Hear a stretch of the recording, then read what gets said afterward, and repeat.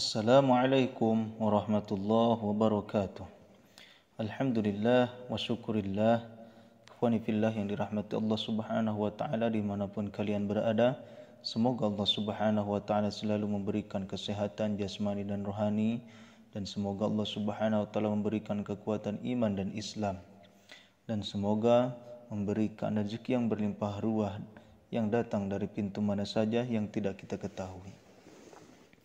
Ikhwani fillah yang dirahmati Allah subhanahu wa ta'ala, Sidang Murid TV akan membahas masih tentang hukum fikih atau bab ahkam taharah, hukum-hukum bersuci, yang mana kemarin sudah membahas yaitu bagian yang keempat, yaitu air yang najis.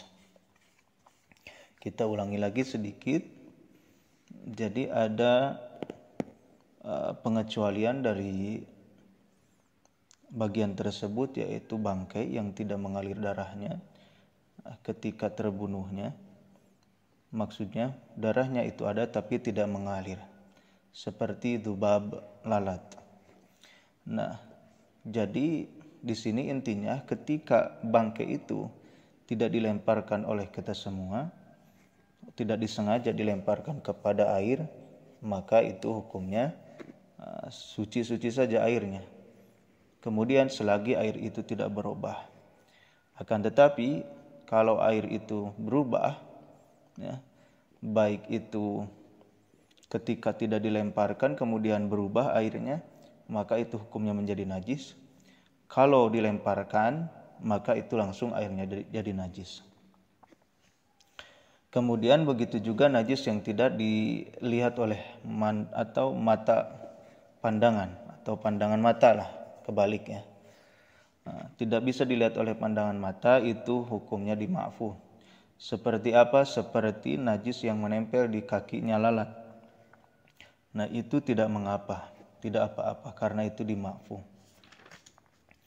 Kemudian masalah air yang banyak ketika terkena najis, kemudian dia itu tidak berubah sama sekali, maka itu tidak mengapa. Akan tetapi kalau dia berubah, ya, berubah sifatnya dengan najis tersebut, baik sedikit atau banyak, maka itu menjadi najis.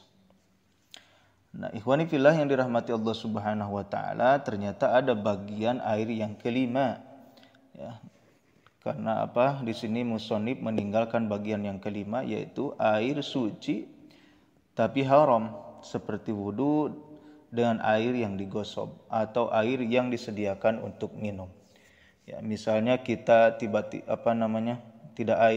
ada air di masjid, kemudian masuk ke rumah tetangga, tiba-tiba kita wudhu di situ tanpa ada perizinan tetangga tersebut. Bahkan kita tidak mengetahui bahwasanya dia mengizinkan atau tidak, langsung aja memakai air tersebut. Akan tetapi kalau udah biasa, sudah terbiasa kita wudhu di situ, ya, tidak perlu ada izin pun, tidak apa-apa. Nah, kemudian air yang disediakan untuk minum, misalnya air khusus untuk minum, nah, kemudian kita malah pakai untuk berwudhu, untuk mandi. Nah, itu tidak boleh. Ya, wudhunya sah-sah saja tapi haram. Mandinya sah-sah saja tapi haram. Kemudian kita beranjak kepada pembahasan atau menyebutkan sesuatu, barang-barang yang mutanajis. Kemudian menyebutkan sesuatu yang bisa jadi suci dengan cara disamak, dan sesuatu yang tidak bisa disuci. Apa itu? Juludul maitah kulluha tathuru bidzibak. Kulit-kulit bangkai itu semuanya bisa jadi suci dengan disamak, ya. Kulit bangkai, apa itu bangkai? Bangkai itu allati zalat hayatuhu bi ghairi dzakatin syar'iyyatin. Jadi hayawan yang hilang ruhnya, nyawanya dengan tanpa penyembelihan secara syariat. Mungkin kita langsung bacok hewan tersebut kemudian mati, maka menjadi bangkai. Nah, bagaimana bangkai tersebut? Apa yang bisa diolah dari bangkai itu? Yang bisa diolah itu adalah kulitnya, yang bisa disucikan, yang tadinya najis maka bisa jadi suci dengan cara disamak, dengan cara diolah. Maka kalau sudah selesai disamak, sempurna menyamaknya, maka bisa dipakai untuk sholat, bisa dipakai untuk sejadah, baju kulit, jaket kulit dan lain sebagainya. Dengan syarat ini bangkainya bangkai hayawan yang tidak najis, hayawan yang tadinya tidak najis. Kalau bangkai anjing atau babi itu tidak bisa disamak sama sekali. Jadi kulitnya itu tidak bisa disucikan sama sekali.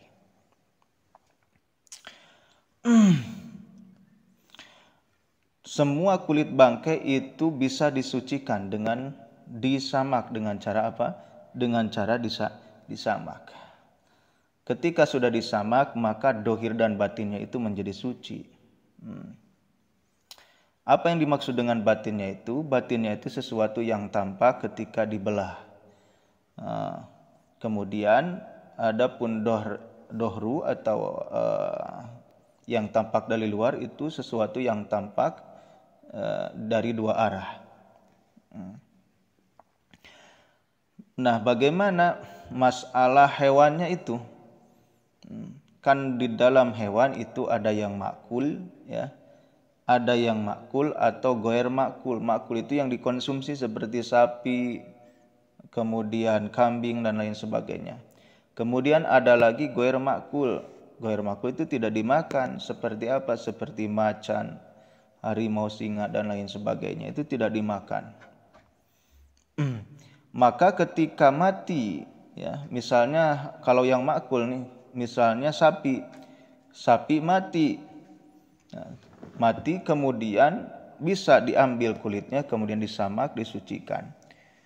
Nah, yang goer makul misalnya harimau mati, bisa diambil kulitnya kita samak, kita jadikan baju atau yang lainnya, itu bisa menjadi suci, bisa bisa diolah. Nah, sekarang bagaimana tata cara untuk menyamaknya? Maksud dari menyamak itu bagaimana? Yang pertama, dihilangkan dulu sisa-sisa yang menempel di kulit. Sisa-sisa yang menempel di kulit mungkin berupa gajihnya, dagingnya, lain sebagainya. Yang mana ketika dia masih menempel maka akan menjadikan busuk kepada kulit tersebut. Itu dihilangkan, semuanya itu dihilangkan. Dihilangkannya itu apa? Dihilangkannya itu dengan apa? Dengan sesuatu yang kasar. Apa saja benda apa saja yang kasar yang bisa menghilangkan. Nah, yang bisa menghilangkan semua yang menempel pada kulit-kulit tersebut, nah itu bisa dipakai. Bahkan di sini dikatakan bisa juga seperti darki hamam, dengan benda yang najis pun juga bisa jikalau dia bersifat hirifin, bersifat keras atau kasar, maka itu bisa dipakai untuk menyamak. Nah, mungkin kalau sudah beres menyamaknya kan bisa disucikan lagi, maksudnya dibersihkan lagi dari kotoran-kotoran hewan. Nah, keberhasilan dari menyamak itu bagaimana? Keberhasilan dari menyamak itu ketika kita masukkan kepada air maka tidak menjadi busuk. Berarti menyamaknya itu sudah berhasil, sudah bersih, sudah suci, sudah bisa kita pakai untuk ibadah, untuk dipakai apa saja itu bisa. Mungkin itu saja yang bisa sampaikan. Mudah-mudahan bisa kita manfaatkan apa yang telah disampaikan tadi, bisa kita amalkan. Billahi taufiq wal hidayah. Wassalamualaikum warahmatullahi wabarakatuh.